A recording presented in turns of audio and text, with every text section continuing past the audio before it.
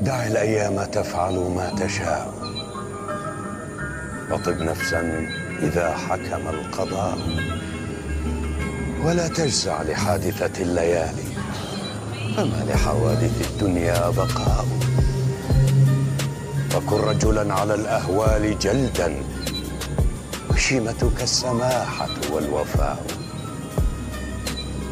وإن كثرت عيوبك في البرايا، وسرك أن يكون لها غطاء، يغطى بالسماحة كل عيب، وكم عيب يغطيه السخاء.